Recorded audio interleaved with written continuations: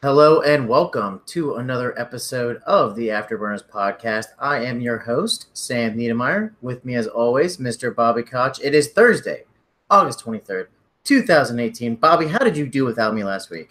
I think it was terrible. Nobody should listen to that podcast. Fuck. Well, okay, so to be fair, our guest Greg was amazing. I was terrible as a host. So listen to it for Greg. Don't listen to it for my hosting ability. What you're saying is I deserve a pay raise. Yeah, you do.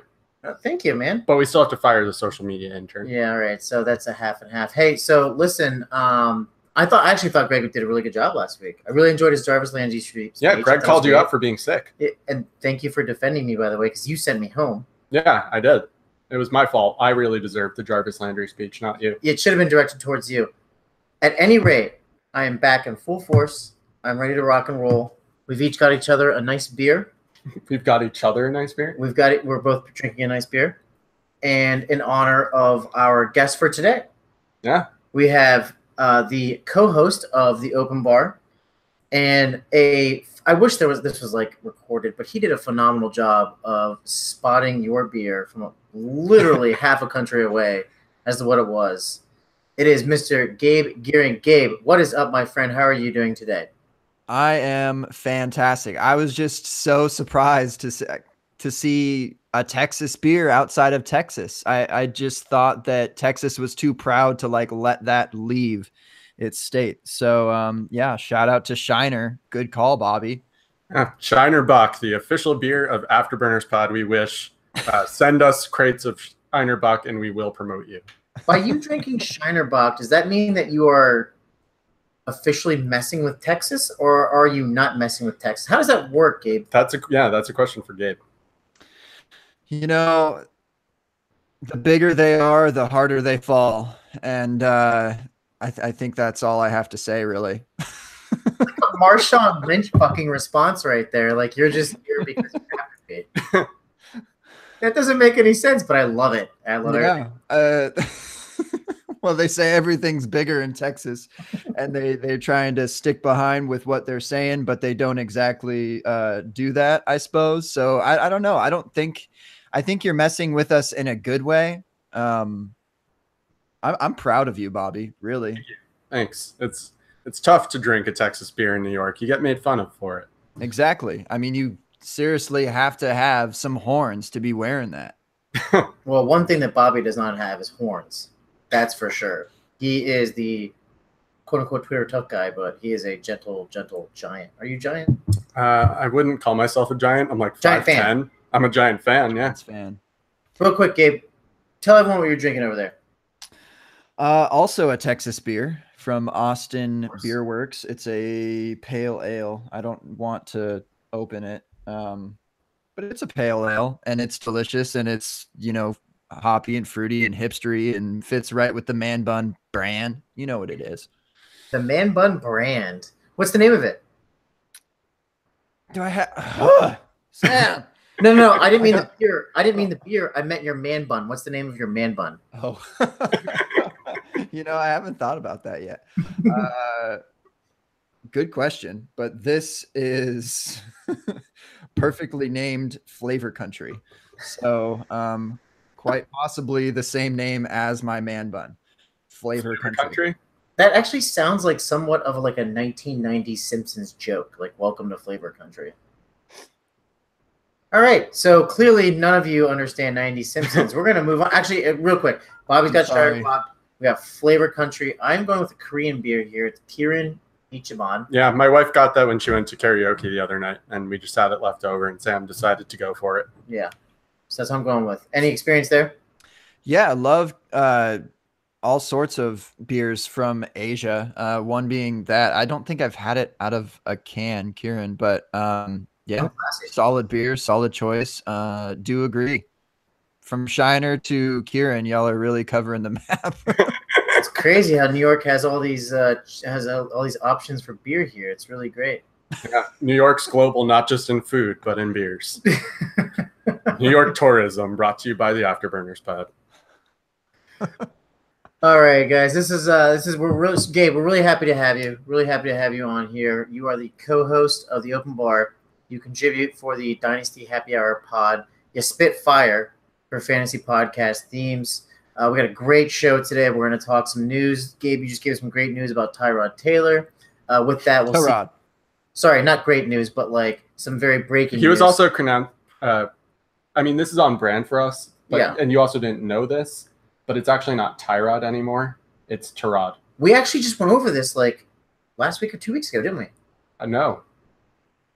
This is new information, but it's Tyrod, just so you know. Breaking news about Tyrod Taylor.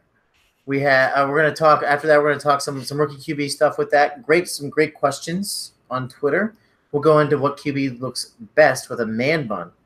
Before we get started with all that, Gabe's laughing a little bit. Well, Gabe is going to go ahead and give us where we can find him on Twitter, his other works, all around the web. Bobby's going to follow up, and we're going to get started like a couple of drunk human beings.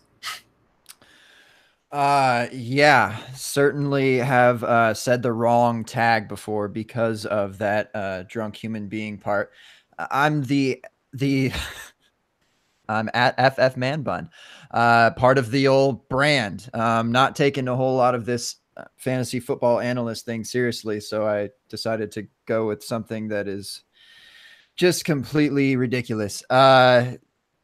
What else am I plugging? That I'm on the open bar with my main man, J Mike. He was supposed to be with us tonight, I think, because we're never supposed to leave each other's side. So miss you, J Mike.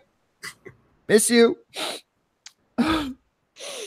And I do spit the fire, I suppose. I make some intros for some fantasy football podcasts. It's a very unique niche that I've created for myself, and I'm not entirely sure where it's going, but I'm just along for the ride and enjoying myself. And thanks for having me, fellas. I've been looking forward to this. Yeah, we're very happy to have you. And also, I have to point out, not only does Gabe spit fire for Fantasy Football Podcast, but if you look through his Twitter timeline, you can find him spitting fire for weddings too. So make sure you check out that video because that was something pretty special. But yeah, J Mike, I'm sorry that you couldn't quite join us tonight. You were supposed to be here. I miss you. I wish you were here, but the show must go on. And you can find my work at Rekt Fantasy. That's REKED Fantasy. It came up again today. A bunch of people are changing their Twitter handles to like their name, FF. I'm never changing. Twitter tough guy for life. That's always happening. And you can find us here at the Afterburners pod on Twitter. And Sam is at the Needy One on Twitter. And let's talk about some quarterbacks.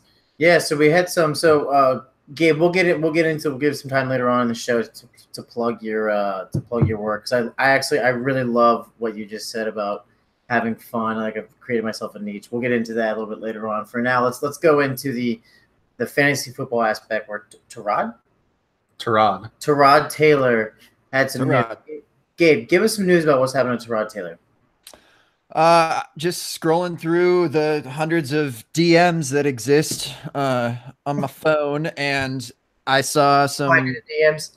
Yeah, just sliding through, and I saw some news of Tyrod getting tackled awkwardly or falling awkwardly of sorts, and so I kind of just started scrolling through, saw a video, and sure enough, I mean, he was threw the ball on his way to the left side of the field and just fell and put his left hand down, and it looked like his wrist dislocated from his hand completely. I don't know. It didn't look very good.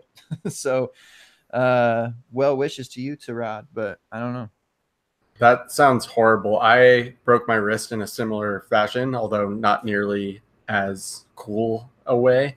I fell off. I just whiffed on a chair and stuck my hand out and broke my wrist that way. So I hate how that's the most natural thing for a human to do, because I have also done that, and it was not a cool way to do it. I was about 14 years old, and I jumped off a 6-foot ledge or so onto this hanging branch that I jumped to it successfully, and I held onto the branch successfully for about a second or two, and then just fell to the earth, and of course put my left wrist down, and boom, and I looked up and it looked like a snake, and I was very surprised, and it was painful.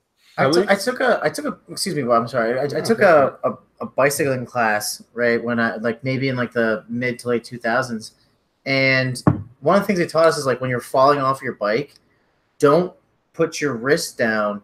Put your body together and fall on your shoulders, because that's what your body is for. But it's so hard to not do that as a human being. When you fall down, you're like, oh, I got to brace myself. And it's funny, it makes perfect sense because your wrist is this tiny thing compared to your shoulders and your torso and all this other stuff. I mean, this news just came out 6 minutes ago, but it sounds like it was horrific. It's also, I mean, thank you, Gabe, for making yours sound so much better than my just not sitting in a chair properly. But it's interesting that you, me, and Tarad now all have in common that we have broken left wrists. I'm guessing, at least in Tarad's case. It's got to be at this point, right?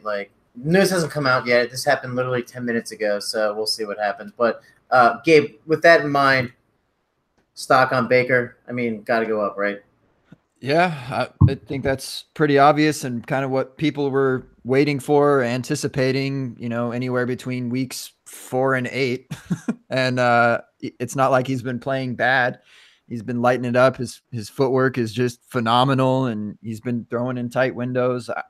I've been impressed with what I've seen, so I'm sure everyone else is excited. It sucks because I feel like people do love Tarad, but I think they love Baker more. And they're kind of okay with this. I mean, not okay with the injury happening, but just okay with seeing Baker sooner rather than later under unfortunate circumstances, but is what it is. Yeah, I would have liked to see Tarad get a legitimate chance at starting and show what he can do with a decent offense, because the Bills gave him just terrible, terrible treatment. So it would have been nice to see him be able to actually have good weapons and supposedly a coach who believes in him. Sadly, we won't get to see that now, and I really wonder what this means for his future. I don't know if next year that means he's going to be another bridge quarterback, or if this just means that his career might be over if he doesn't get another chance to show that he can start. I'm hoping it's more of the later, but I really don't know. And I just hope that his wrist is okay in the long run, because I know how painful those were, despite my injury only being, again, missing a chair entirely and sticking my wrist out and spilling ginger ale on myself. You hear that, listeners? Bobby Koch is the exact same athlete as Tarad Taylor. No. I am clearly the smoothest person on earth. Just falling, spilling ginger ale all over, going to the hospital covered in sticky stuff that I don't even know what it is. Oh. Yeah. Took a turn. Yeah, it did. Gabe, one of the things we love about Baker is his entire moxie. I thought you were going to say his eclair. Well, I'm getting there. If you give me a second. You got the moxie where he's just basically just, I'm the fucking king. I'll do whatever I want. And then he grabs his eclair, and the eclair is just there. Do you feel the same way about Baker? What's your stance? I think Rosen and Baker have similar kind of characteristics, just looking from the outside in, and their demeanor, the way they present themselves. But I don't know, Rosen does it to this all the time cocky way, and maybe hasn't quite shown it on the field. I don't know, Baker just has it, but he also handles himself professionally, and Rosen's done the same too. But I just see it more with Baker. I'm still just surprised how much people tried to compare Baker to Johnny Manziel. Just comparing these two situations now of just, and seeing a little bit of Hard Knocks and that whole Hard Knocks bump, whatever. But not even necessarily the play. It's just fun to watch him and watch him be a person and the fucking tiger, man. You can't just go onto the internet and pose in front of a Rolls Royce with a tiger leashed up next to you. Was that 2 Chainz tiger? Because he got married the same weekend, and there he was showing off his tiger. Was that 2 Chainz tiger? I have no idea. It's very possible. Earn your stripes, boy. Yeah, I was going to ask you, on a scale of 1 to 10, the tiger picture, what does that do for Baker? Does that elevate him in your fantasy standings? Does it keep him the same, lower him? Honestly, just kind of really keeps it the same, because I'm not all that surprised. I mean, when I post a picture of me in my jorts and my cutoff Texas T, does that move me up in your fantasy podcaster rankings? Likely not. It moved me up and it moved you up in my rankings. Oh gosh, darn it, Sam. Thanks. Let me ask you a question real quick, wait. How good would Baker Mayfield look with a man bun? You know, I was scrolling. I had to look at when I saw that question. I had to literally look at just headshots of some QBs. I'm not feeling it with Baker. No, with Baker. We'll get later on into some other QBs, but not. Yeah, Baker. I have a couple that and I don't know. I don't want to spoil it now, but it was a really hard question. I'll tell you that. So you mentioned Josh Rosen, right? You're right. He's a little cocky, but he's also looked pretty good so far in the preseason. Bobby, with this news now with Tyrod. Okay, with Tyrod, and now with these other rookie quarterbacks, specifically two others that are looking pretty good. This question comes in from James Catulas. He asks, has your opinion changed at all about the rookie QBs? Quick correction. This question comes in from Eric Flynn at Eric John Flynn. No. It actually comes in from James Catulas. Oh, you're right. No. I mixed up the order. Has your opinion changed at all about the rookie QBs now that we've seen them all in preseason action? So you were very high on That's James the Brain on Twitter. Yeah. I don't know his exact handle, but I believe it's James Brain. Yeah. I was high on Josh Rosen. Since the draft and landing spots, so Baker Mayfield, in my opinion, landed in the best landing spot, even though everyone's going to say the Browns being the best landing spot. That's a joke. But they have the best offensive weapons to surround him with of any of the rookie quarterbacks. So I had him and Rosen very close, and then after the draft, I flipped them, and Baker was my QB1. Nothing's really changed. I will say the one thing that has changed for me is Sam Darnold. I was very low on him, where I thought he was going to be not so great in year one and maybe not for his career. I think I had him ranked 4th of the rookie quarterbacks. And now he's at the very minimum jumped Lamar Jackson, who looks like he needs at least a year to really learn how to play in the NFL. He just doesn't look ready at all. But Sam Darnold has surprised me, and in a pleasant way, because I'll be watching him just because he's in the New York market, even though I'm not a Jets fan. Bobby, if you could rank, we'll go with the 6 main ones. There's other quarterbacks out there, but we'll go with the 6 main ones. Is it 5 or 6, including Lamar? It's 6, right? 6. Allen, Rosen, Mayfield, Darnold, Jackson. Okay, so 5. I'm sorry, so 5. If you could rank the 5 right now after 2 weeks in the preseason, 2.5 weeks. Not too much would have changed. It'd still be Baker Mayfield, Josh Rosen, Sam Darnold, Lamar Jackson, and Josh Allen. Although I will say Josh Allen has actually looked better than I thought he would. Gabe, if with your rankings, I don't know with preseason and rookie quarterbacks, who's impressed you the most so far? It's only been 2.5 weeks, but you know what? We don't have anything else to talk about other than man buns and beer and fucking Baker Mayfield's eclair. So right now, which QB has impressed you the most, or which two have impressed you the most? Side note of breaking NFL news on the Afterburners pod that apparently Tyrod is taking snaps on the sideline. So, all right, okay, well, it was fun while it lasted. Was it? Yeah, it's a good. Third of the show talking about a faulty injury. Yeah. I don't know. I feel like I haven't seen too much. I feel like I was confirmed a little bit with Baker. I felt the same pretty much about Darnold. I thought Darnold was the most pro-ready QB from the QB draft class. So I wasn't too surprised to see him be, mildly successful. Rosen's been pretty lackluster to me. He's been just enough to where I still like him and whatnot. Lamar Jackson's obviously struggling, but I'm looking forward to that price drop. So you could probably buy him for a whole lot cheaper if you're interested. I certainly will be. And who am I missing? Josh Allen. Josh Allen. Yeah. I mean, gosh, he was just so cheap. It was just bound to happen. Like, just like, yeah, sure, I'm impressed, but I'm also kind of, this is what I expected as well. Like, yeah, he's played decently, but we're mostly focused on like some of the good throws that he's made. He's also made some pretty silly decisions as well. And that's just kind of what I think that you will get with Josh Allen. And he's going to throw it all over the place. And I'm sure people will see that come regular season too. I think after the small sample size of 2.5 weeks, right? I think to me, Darnold has actually looked the best. If I'm going to be frank, I think Rosen has looked second best, and I'm not going to like say if you want to go, 1 and 1/8, I'm fine with that. But Rosen's looked pretty good, and which we to your credit, Bobby, you did think like Rosen looks most pro ready. Darnold has impressed me. I'm don't want to toot my own horn. I was high on Josh Allen. Josh Allen's actually looked pretty good. I think his footwork is there. I think he's a little bit more agile than people give him credit for. His throw choices aren't the best, but he's actually like doing the best he can with a terrible supporting cast. The one thing I will say about Baker Mayfield, he's looked good when he's had to look good, right?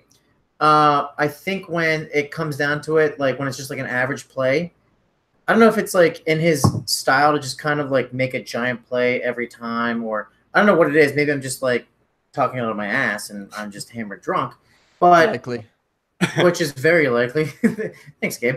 And I do think that like there's a little bit of that, like, Baker, just calm down on first and 10 on the 20. Like, you don't have to win right now. Granted, when it's third down and like 16, he like converts every time in this preseason. But I don't know where I'm going with that, other than I've been very shocked by Sam Darnold. Sounds like you think Baker Mayfield is a bit of a gunslinger. But that's not a bad thing, right? Like I don't think being a gunslinger is a bad thing. I think he's just young and he's got the mentality to be that. Okay. Yeah. I mean, I respectfully disagree. I think Baker's been the most impressive of all of them so far. More than Darnold? And, yeah, absolutely. Darnold's looked really good.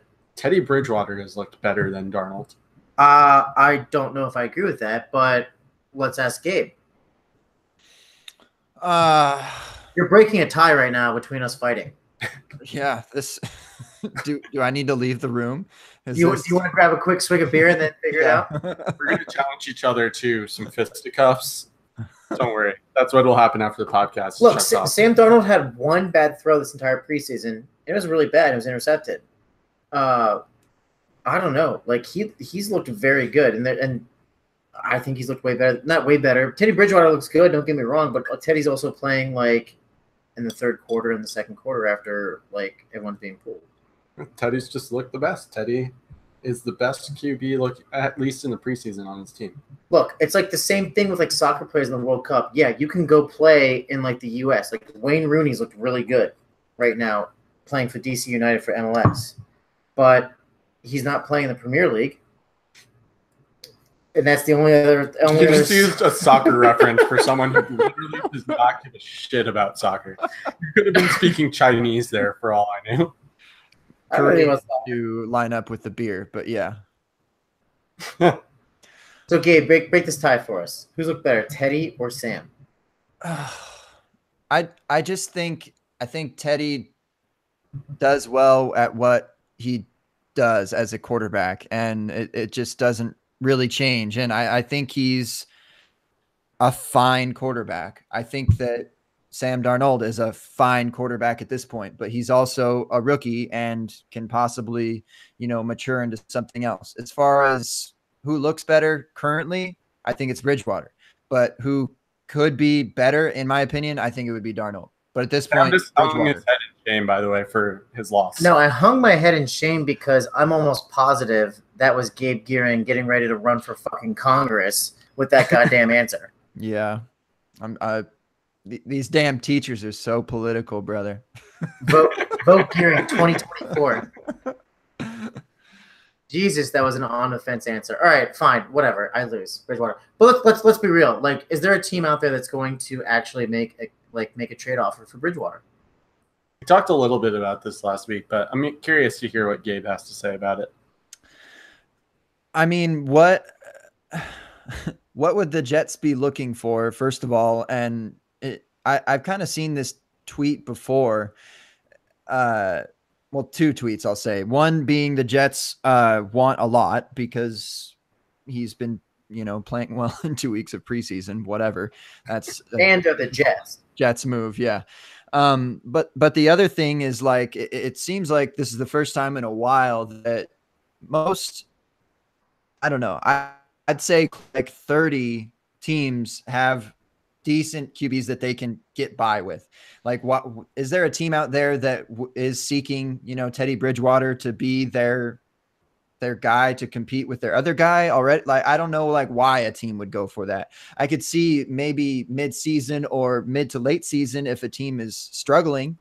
Like, shoot, I don't know, like QBs that come to mind that are like far down, fell off the face of the planet a little bit, maybe a reach, but like, I don't know, the Raiders would be interesting with Derek Carr. I mean, he was kind of trashy last year. I would love that. Or Jameis, that'd be nuts. We've heard, I mean, that's realistic that we've heard about Jameis not even being in the Bucs future. That would be an actually realistic landing spot, I think. So if they're struggling halfway through the season, I mean, why not? Yeah, and I think that's the Jets would be smart to hold on to him and wait to trade until there's been a QB injury, because they can then get whatever return they're looking for, or closer to whatever return they're looking for. If they were to trade him right now, they'd be lucky to probably get like a 3rd round or 2nd round pick. So I think that if they really want to maximize their return, they'll wait till someone goes down. One thought that I heard on Twitter, and I can't remember who it was from, but it did kind of raise an eyebrow for me, was the Miami Dolphins, since they have Ryan Tannehill coming back off his injury, and he's never been that amazing. He's been solid when he's played. And in fact, I think it was he put up like Alex Smith-like numbers in his career average. So Alex Smith, like from last year, is Tannehill's career average, which is interesting for fantasy. But he is a quarterback that I could see being replaced. And if Bridgewater were to go to the Dolphins for whatever reason, even though it's the same division, I could see there being a competition between him and Tannehill. Better than Derek Carr, though. Yeah, Tannehill. I mean, I think so. I mean, Tannehill has we were just talking about this on Open Bar, that Tannehill has a couple 4,000-yard seasons under his belt. Derek Carr doesn't have one. I know Derek Carr has the contract, but like I don't know if money talks really in that situation. Like, paid and he's been serviceable, won a Super Bowl, but that's really all. I mean, that they ride on that defense. So I see it. I can see that completely, though. Dolphins are on my mind as well. And I think another obvious one is the Broncos, but I think they want to see what happens with Keenum. I hope so. I'm a big Case Keenum guy, and that was actually another tweet that we had come in, so we might as well talk about this. I was going to save it for next week, but it's come up now. So from my man FF Down Under, that's Lewis, for those of you who are not familiar, but he asked me, since I'm a Case Keenum guy, if I'm worried that Case hasn't played that well in the preseason so far, and that Chad Kelly is playing well.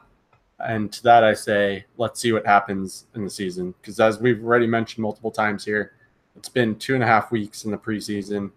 I do note if it's horrendously bad play in the preseason, but if it's just like, you don't look that great, you look a little rusty, I don't take that too much into account. So I still believe Case will be the starter for the Broncos, at least for this year.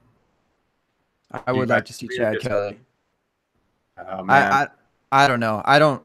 Yeah, of course. Chad Kelly's like the, the Jerick McKinnon of quarterbacks kind of thing. You just want it to happen so badly. And I don't know. I think it's pretty close to happening, and it's a decent situation. Like, yes, Case Keenum had a fine season, but I personally think that's due to mostly the Pat Shurmur offense and his weapons around him. Have the weapons gotten worse? Maybe marginally, but that, I think, Sanders and DT are completely fine receivers to be around Case. So it's a tough division. I could see if they're struggling at like 2-6, 3-6, they throw Kelly in. Yeah, I think the weapons are negligible. I like Devontae Booker too. He's obviously no like Dalvin Cook, but I think like with. Do you like Devontae Booker more than Royce Freeman? The answer is no. Kind of. Why? I mean, I don't know. Like I do quarterbacks, not running backs. Get off my nuts. Fuck you guys. I'm going home. No. So you like Devontae Booker more as a running or as a quarterback more than Royce Freeman? Devontae Booker is probably the fourth best quarterback on the Broncos. Okay, like find someone with that speed taking snaps. Here's the thing. I don't know if the AFC West is actually a tough division. Like, I actually think the Chargers, despite their records the last like 3 or 4 years, are probably the best team. I don't know about Denver. The more I think about it, the more I don't know. Like I really like was on board with Case Keenum. I really was. I don't know if I am anymore. It's just hard for me to like get behind that because Gabe, to your credit, like Shermer's gone, and Shermer's like a whisperer with quarterbacks. I hope that's true. My Giants fandom will be very happy if Pat Shermer can turn Eli Manning's career around again. Yeah, but that's another Teddy Bridgewater landing spot, by the way. Yeah, I wanted them to sign Teddy Bridgewater as soon as they didn't draft a quarterback. He has been saying that for months now. Yes. Yeah, I want them to sign him or trade for him at this point, and then make him their quarterback of the future. Lauletta, baby. Yeah, I would honestly. I mean, don't get me wrong. I would Kyle Lauletta I kind of like, but he's not Teddy Bridgewater. Kyle Lauletta's got that spider on spider action. The dark web. Throwback Thursday, TBT. No, but to go back to the AFC West, right? Okay, like, say what you want about. I personally do like Derek Carr, but he hasn't proven it, right? Like, he had the 1 year where he had pretty good numbers, and last year he was one of the quickest to 100 touchdowns. I know that's he was, yeah. I have no confidence in Mahomes, absolutely none. I like Kareem Hunt a lot. I think he's great, but I think the Chiefs did the absolute wrong move. So that leaves the Chargers and the Broncos, and I'm going to take, like, if it comes down to it, the NFL's a quarterback league, I'll take Rivers or Keenum any day. It's not even close. So, and honestly, I don't even know if, like, if the rest of those teams besides the Chargers are going to be above 500. I'm just waiting for you casually glazing over the fact that you don't believe in Patrick Mahomes. I don't believe in him. Why? I saw him play in college. I don't know. Like, why should I believe in him? All right. Gabe, do you have any takes on Patrick Mahomes? Look, so at one point, a quarterback has to fail, right? With like all these quarterbacks that are young, everyone's like, oh, he's good. Like, this is the problem with fantasy, right? Everyone gets caught up in all these quarterbacks that are young and show flashes. At some point, some of these quarterbacks are not going to make it. That's just what science says. That's just what the history of the football. That's what science says. That's what science That's just or science. No, that's just science, right? Like, somebody has to. I think it's Mahomes. And I'm with you. I mentioned that I feel like in the league right now that all 32 teams feel at least relatively comfortable, and it's mostly because of the last few years. These first round quarterbacks have either been successful and they're starters, or they're kind of coming into a starting role, or there's a quarterback there already to where they can be the starter, but the other dudes right behind him. I mean, everything seems perfect right now, but I totally agree with you that if you can spot those like 10 guys that are going to flop this year, because I'm sure it'll happen, that would be quite the edge in fantasy football. And you're right about Mahomes. I've never been huge on it either. He still reminds me of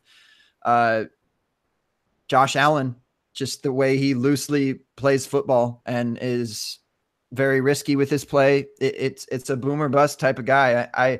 I do recognize that he played behind Alex Smith though, and I think that really, really helped him. And just to be with Andy Reid too really, really helps. So I think he has that to his benefit. And if it does work out, I think it's because of those two things. But if he landed in a poor situation, it could have been bad. But I think he is in like a really great situation.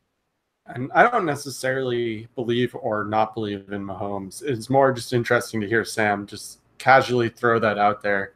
when there are a bunch of people out there saying like Mahomes is a QB5 this season. Here's the thing, okay? Like, ever since Bobby has, and to your credit, you've taught me a lot about fantasy football and like dynasty, and especially like with two QB leagues. I read all this stuff now about fantasy football and I'm sorry, dynasty fantasy football, and like everybody loves every quarterback. At some point, we have to say no to certain quarterback. Like no, like there's 32 teams out there, like you said, Gabe. Every team has a plan, but you know what? Not every team finishes 16-0 every year. Not every team finishes 12-4 every year. Otherwise, then the entire situation, like the entire fabric of the NFL as we know it, is just like it's just gone. Because if every team finishes 12-4, then like something's failed. And so at some point, like we have to stop. Like, all right, let's just take let's go out on a limb. Like I don't go out on a limb. Patrick Mahomes, get rid of him. I don't believe him. To your point, there's a period of time that people got excited about Ryan Leaf and Jake Locker. Yeah, I mean, like, look, it's and I hope I'm wrong because like whatever, but I also hope I'm right because then I can say that look, I was right. Yeah, it's better for the game if you're wrong, but it's better for you if you're right. Look, I'm not an analyst. I'm like Gabe. I just go out here and have some fun, drink some beers, talk fantasy football, make some jokes. Don't have a man bun, but you know what? I don't give a fuck. Like, I don't believe in Patrick Mahomes. Fair enough. It's the brand. On brand. Yeah. What were we talking about? Where were we before I like hijacked the stuff? Fuck QBs. I don't even remember. We were talking about like Derek Carr and then somehow Case Keenum or something? Case Keenum, and then we got on to Case Keenum led us to talking about the West, and then we started talking about Mahomes. And then Sam went on a tangent. Yeah, pretty much. Sounds about right. I've had too many beers. How many have you had? I had a few at happy hour. All right. How many, Sam? I don't know, 6 or 7. Well, what we're going to do is just move on right from that comment. Let's go to the next question. Actually, let's go on to the next question, shall we? Yeah. All right. This question comes in from Eric Flynn, who's been amazing. He's at Eric John He's Flynn. the official question asker of the Afterburners pod. Ask us great questions. So, Gabe, this one's for you first. Oh, no, actually, no, Bob, this is for you. Because I have to explain this. So, Gabe, just to check, do you understand what a bear or bull market is? I do. Yeah. Yeah. Because I was talking about this in our apartment, and Sam's never heard of it, and my wife had never heard of it either. So this question... I did take one economics class in college, but that's about all I can say. Yeah, Supply I mean, I and guess... demand, bear, and bull. Boom. I'm going to make this really simple for everybody. So a bull has horns that point up. So if it's a bull market, things are pointing up. Not always true. You're really going to ruin my simplistic explanation. I meant to press mute. I'm sorry. And a bear usually, Gabe, is that okay? Usually swipes its paws down. And so if it's a bear market, it's generally a down market. So that's the brief explanation of Eric's question. And now Sam will finish reading the question. His question is, in honor of you starting business school, that's you, Bobby. Yep. Which QBs are likely to be the bulls and bears of the QB market when we compare their rankings next preseason?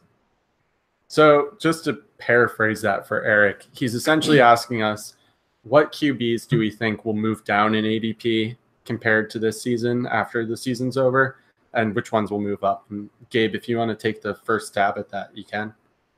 Sorry, I'm Googling downward-facing bull horns just to see if those actually sounds like a yoga pose of a sexual. All right, so I'll take a stab at it. Oh yeah, they got some. What I will say is that Blake Bortles, Jesus Christ, is going to rise in ADP, and therefore it's going to be a bull market for Blake Bortles, because here's the thing. If you watch the game film of him playing against the Patriots, that's the type of quarterback that he can be. And if he can be that and carry that all throughout the season, he'll have another high-end QB finish, and he'll also have a good regular, he'll probably cut down on his interceptions, and that's the main knock against him at this point. So hopefully he'll get rid of some of the stigmatism against him. I'm probably just being very wishful here, and my Blake Bortles love will never actually fruition into other people loving him as much, but I at least had to try. But somebody I will say will be Can I comment on the Blake Bortles thing? Oh yeah, go for it. Okay. So when you were asking about the Bull Bear thing, it was, for one, a hard question. But I started thinking that maybe I was thinking that like he would exceed his ADP in terms of Bull, but then as far as his ADP next year, it's not going to move because it never does. Because it's Blake Bortles. Right. So he's going to go 25 off the board. He's going to be the top 15, 12, 10 QB, and his ADP is not going to move next year. That's how I feel about Bortles. And yeah, I'm just an old man yelling at the clouds. Yeah. I think there's a chance that he can be elite again, but I just think it would happen only if the Jaguars were bad. And I'm not sure if they are apparently bad anymore. If they're going to compete, his volume is going to go down, and they want to control the game with running the ball. And he has been throwing less interceptions because of that and becoming more of a game manager. So for fantasy sake, it's weird to say this, but like you're kind of seeing Blake Bortles more of a better NFL quarterback than a fantasy quarterback. It seems like that transition is happening. It's more like the Joe Flacco transition. Gabe is a Jaguars fan, so he's just here to throw a wet blanket on my Blake Bortles love and give a realistic take. I told Sam before coming on that I am a realist, and I was about as surprised as any Jaguars fan last year to see them successful. Well, one day, Gabe, you too will have the Blake. It's fine. You'll get there. Hashtag the Blake. But I will say one quarterback that, and I'm just going to rephrase this. It's basically what quarterback do we think will rise in ADP and which ones do we think will go down?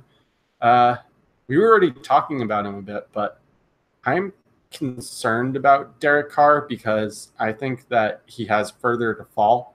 I think that people remember the season before last season. Last season's definitely impacting his ADP now, but people will go back to the 2016 season and go, but look how good he could have been. But if he has two back-to-back down seasons and the Gruden thing, or not Gruden, wow, that was a slip up.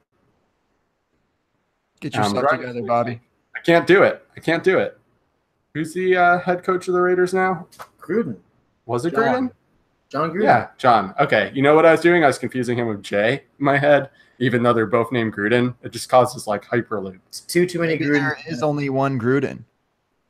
Yeah. Just kind of traveling back and forth across coasts and coaching somehow. Found that wormhole.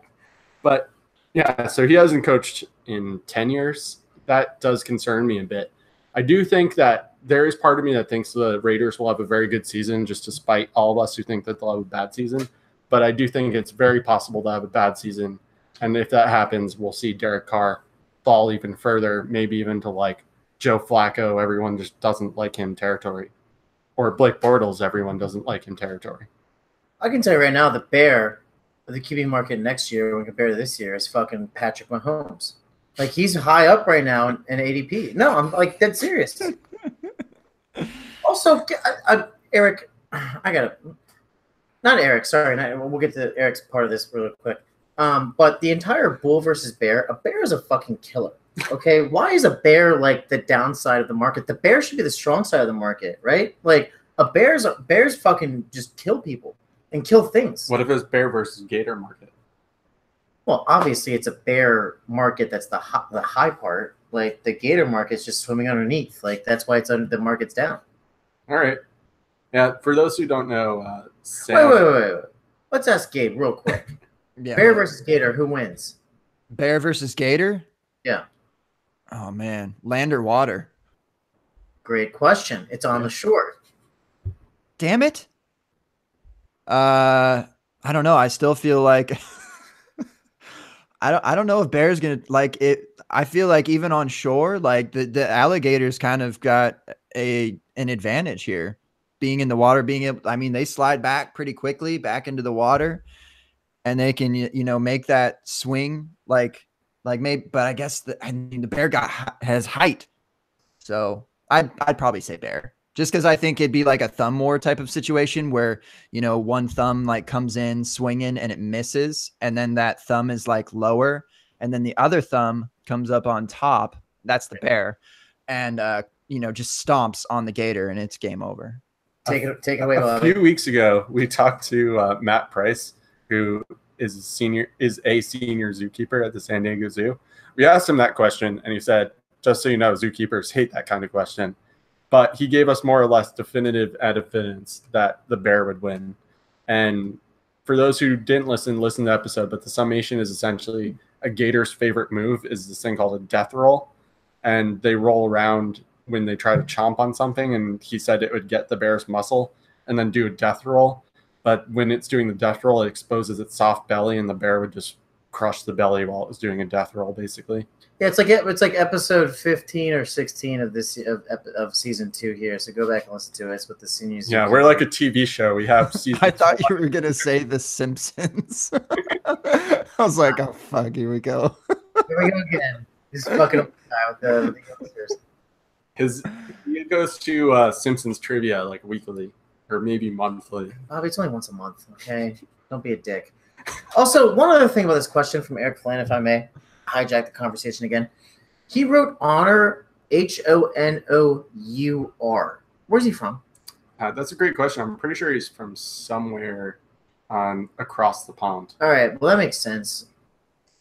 I don't know. Like I see that. I don't like it. What do you think, Gabe?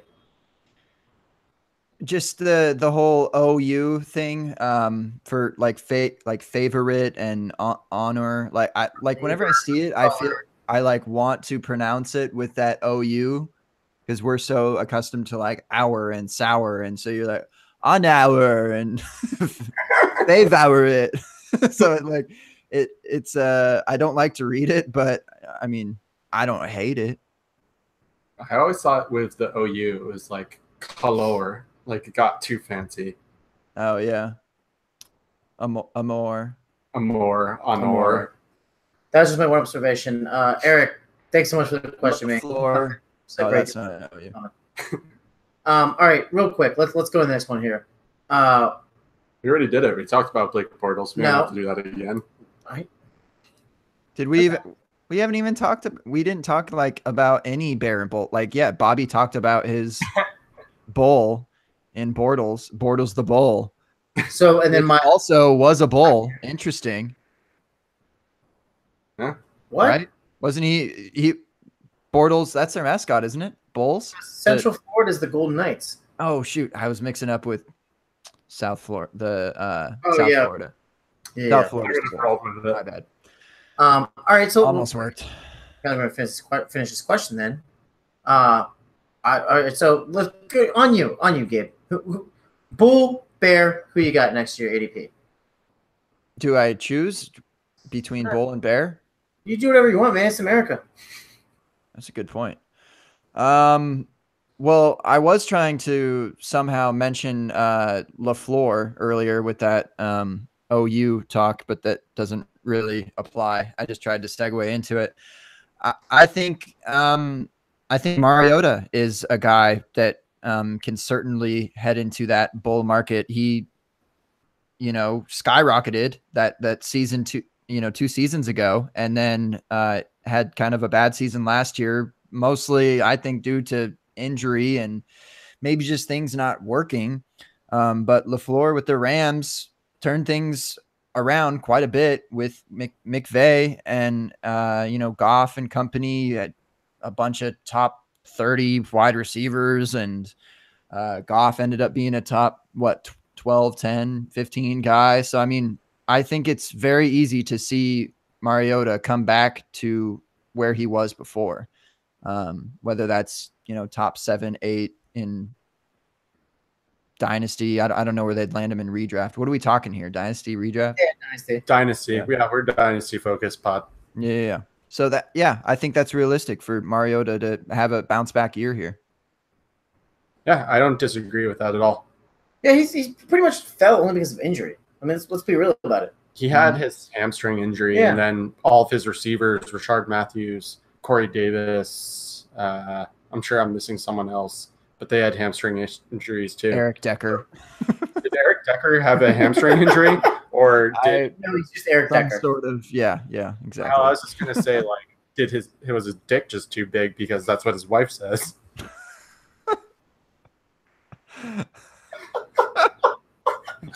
I don't think I have a retort. He just couldn't play. Too much of a Pringles came down his pants. He gives Baker's Eclair a run for its money.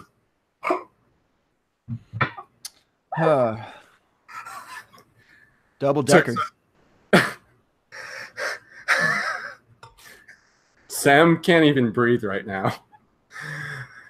Oh, I wasn't expecting it from you. Oh, it was more a me thing, and then you said why it. He's a Twitter tough guy. Just wait for my perfect moment to strike. All right, Bobby. Your voice being way too high right now is cracking me up.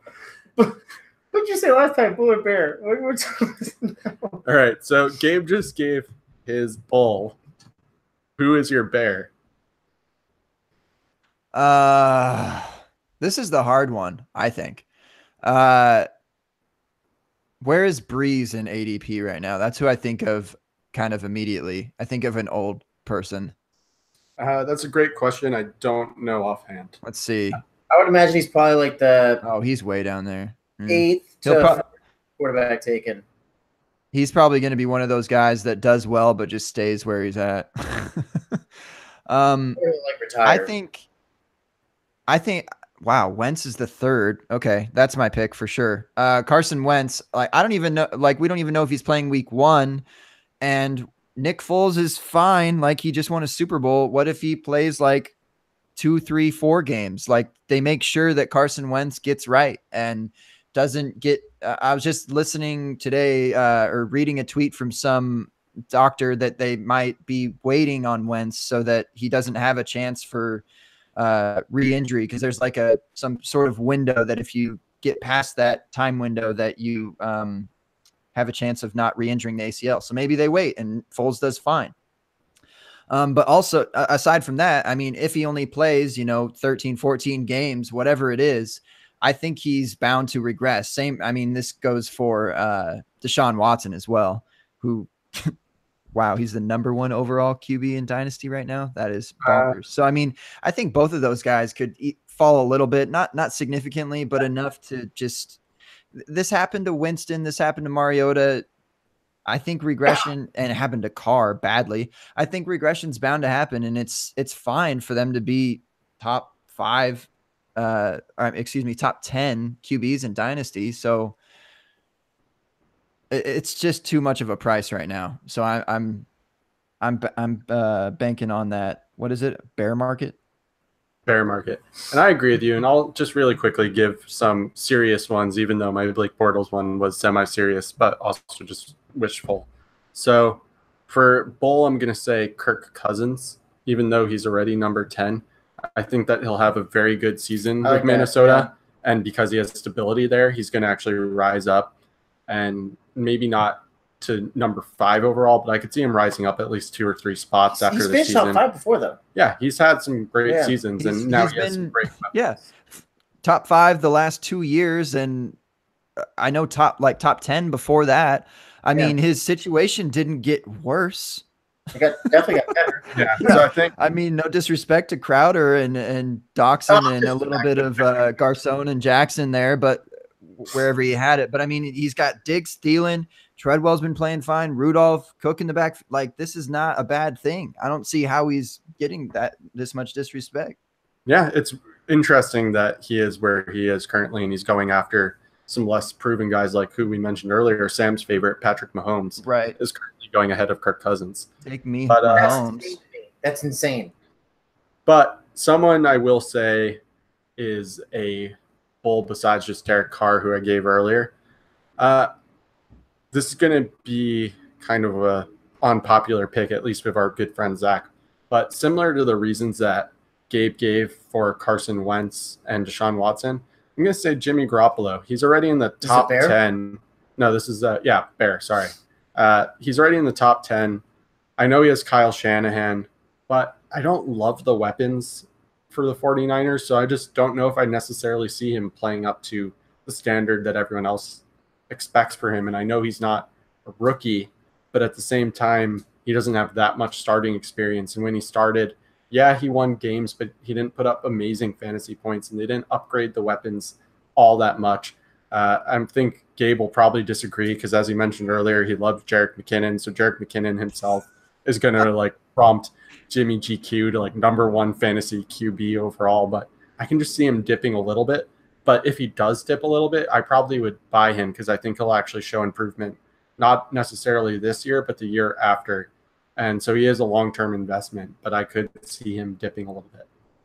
I actually agree with you. I mean, I see him as the ADP I'm looking at for Dynasty, at least. He says he's 5th overall, which is bonkers. So, and I know in redraft he's top 10 because that's what I was basing that article I was mentioning to y'all. But no, I think he's actually going to be a guy that will be fine for where his ADP is in terms of redraft and maybe land around there.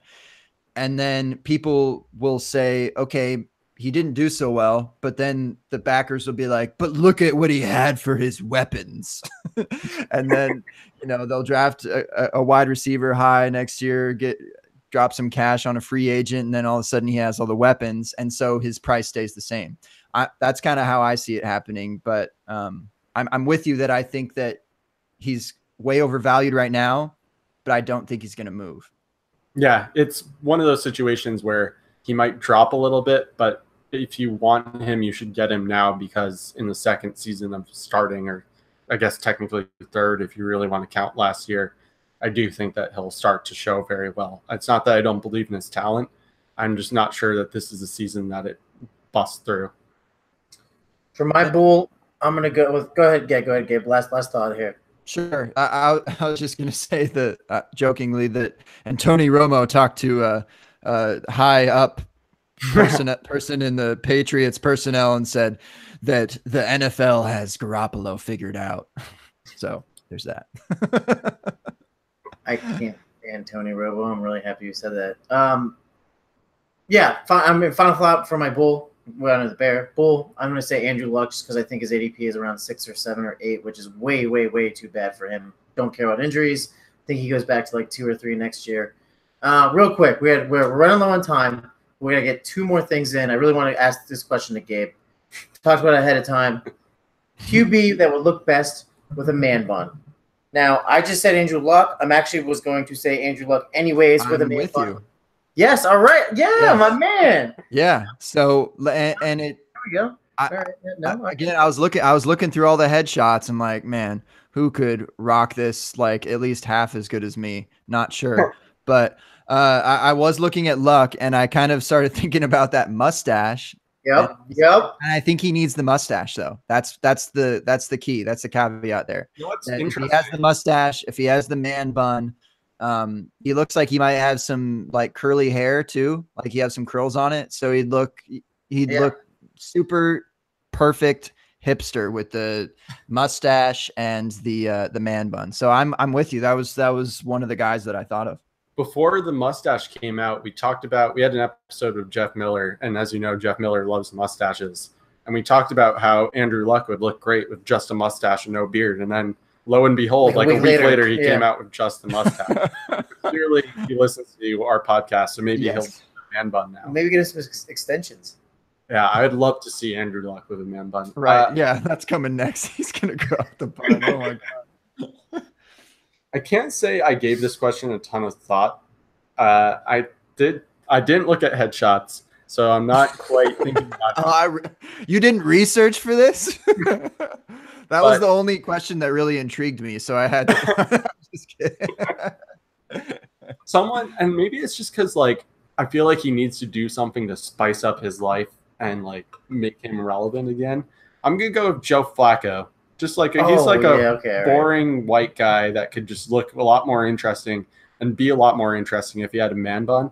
And maybe if he had a man bun, people wouldn't be quite as upset that Lamar Jackson's probably not going to start this year, because it'd be like, oh, Joe Flacco has a man bun now. He's suddenly very interesting to me. I like it. So I'm with you on the logic, because I had that same thought process of like, who needs to turn their life around here? Who needs to grow out a man bun and, you know, be relevant again? And I was saying Sam Bradford for that type of That's a good one too, yeah. Yep. All right, good stuff. We got Bradford, Luck, Flacco, all great stuff, guys. I think a handsome guy, just no matter what hair he has, Kirk Cousins. You like that? He likes that. What about just one more then? I mean, if we're going to go just handsome, we have to. Should we just do power rankings, or? We actually have a show set up for that, but like we're not ready for it now because that would take about 4 hours. March Madness, we're going to do a QB handsomeness bracket. Correct. Perfect. We'll have to make a top bracket, QB handsomeness with man bun. Or a draft in the offseason, because all those weird drafts come up in the offseason for Dynasty, and we can do a 3-4 round draft or so of QBs with man buns. I like that. I like that a lot. All right, so we got a couple more minutes left. I do want to get into this. Gabe, you said something earlier. We were like, yeah, whatever. Like, I've created my own niche. Like, I got this fantasy football / streaming thing going on. Tell us what you're doing at Open Bar, why it's so fucking awesome. Anywhere else that we got your content, just give us your pitch, man, because I love what you're doing there. I think it's really fun, and let's hear it. All right.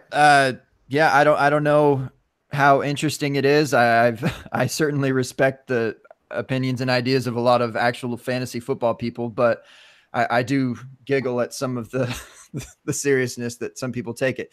So that's why I'm kind of fading off of that. And that's kind of what the Open Bar is all about. Like, sure, we talk about football and get serious at times and have some way too much football talk at times too, but it's very laid back. Sometimes we talk for up to 2 hours. It's absolutely insane. I don't know how I let that take that much time of my life, but if it wasn't with J Mike, I don't know if I could do it. So, and shout out to my man, J Mike. Go follow him at J Mike Check. He's one of the best people on Twitter, as people have said. I disagree. Sorry, fellas. He is the best man on Twitter. That's a fact. True. So, yeah, as far as the niche goes, I write fantasy football rap intros. And if you want one of those, I could potentially help you out. Not necessarily a video attached to it with the jorts. I mean, that was a special edition. It's hard because I think John Mosier was saying it, or someone was saying on there, like, they just keep getting better and better. And I'm like, shit. I'm like, I have to like kind of stop at one point, because I don't think I'm gonna so at one point I'm going to disappoint people, and so I'm certainly worried about that for the people. But it's fun, it's all good, and just here for a good time. That's all. Love it. Thanks so much, man, for being on. We had a blast with you today. Love the Open Bar. Love what you just said. I think that's a big reason Bobby and I kind of like have some fun when we're doing this kind of stuff, right? Like, yeah, no one wants to take themselves too seriously while doing fantasy stuff, because at the end of the day, it's a hobby and we're supposed to be having fun. And some people have definitely gotten away from that. I don't, and to be fair, I don't mean to like, throw shade at people that do take this seriously. Cause like I said, I respect opinions, but I find some things silly. That's all I'm saying. I know. I agree with you. And I found myself doing it sometimes when I get like too heated about a player argument. I'm like, wait a minute. This is a game that we're all having fun. I shouldn't be getting this mad about this. Sure. Yeah, and to both your credit, Bobby, I know you work a ton on it. You do a great job. Gavin, I know you have too. And it's fun to just kind of unwind for a couple hours and just kind of have some fun about this entire thing. So that's essentially what I mean. Yeah, take some time away from it. Vibe. Definitely. Awesome, dude. Thanks so much for being on today. Run out of time. We're going to finish up here. We got our Afterburners of the week, in which we burn people. Who wants to go first? If Gabe feels particularly strongly, he can. If not, I'll go first. fire away. Burn it, baby. So I have a dog. Everyone who listens to the podcast or follows me on Twitter pretty much knows that I have a dog. I had to take my dog to the vet yesterday, and he must have heard me say I have a dog because he just like shook around a bit and rang his little bell that's attached to his collar. But I had an impossible time, and I always have this happen, getting a car to pick me up. And it's just like the yellow cab taxis that already smell of like piss and vomit and every disgusting human thing you can think of. Don't forget feces. And feces, yeah. But as soon as they see a dog, even my like 26-pound dog that's not going to threaten anybody, they will just drive right past you. It's doggist. It's dog discrimination. I had to walk like 30 blocks in the heat with my dog to get him to the vet. And I just don't know what to say. Yellow cabs, like, step up your game. But the thing is, even with Lyft and Uber, if you try it, same thing. They pull up, cancel your ride. Suddenly you have like 2 stars, all because you have a dog. I mean, there are businesses that exist to drive your dog around, but they're like, oh, I can only come at like 2 a.m. So something needs to happen here. New York City, public transit, get on it. You're burnt. You're burnt, son. I think you have a business opportunity here, Mr. Business College man. Maybe. Love it. My future business is pet Uber. Yep. Uber. I'll do an NFL one. So I think, excuse me, I think the time has come in which I'm officially burnt. I burn NFL coaches all the time. I think the time is definitely past them now. Listen, the technology is out there. I don't understand coaches that refuse to put these sports technologies on players to understand when they are getting fatigued, to take them out of the game, when there's like something wrong abnormally with their movements. Listen, this is how we prevent injury, and it's with technology. The fact that, like, oh, he looks good, keep him in the game, not an excuse anymore. It's 2018. Get it together, NFL coaches, specifically 95% of the coaches out there. Get it together. Like, this isn't like it's insane to me that like technology hasn't like warped into these old guys' brains. You're all burnt if you don't listen to technology, especially with sports injuries and players' fucking lives actually being a factor. So that's my realistic burn of the week. You got pretty heavy there. Yeah. Sorry. I've been joking all game, but like that's what I was like serious about. Yeah. It's a serious matter, and I think it gets more and more important every year, I think. We just had that whole thing with was it Maryland with the lineman, or was it Maryland? Yeah. So Sam's not wrong, but Gabe, try to follow that up. You can go heavy with it if you want. You can go lighthearted. It's your moment to really just rant about anything that's on your mind. Well, when you started talking about traffic, it kind of reminded me of something today, but that's a typical Austinite thing to do, to complain about traffic, I guess. Let's talk about here. I've got one.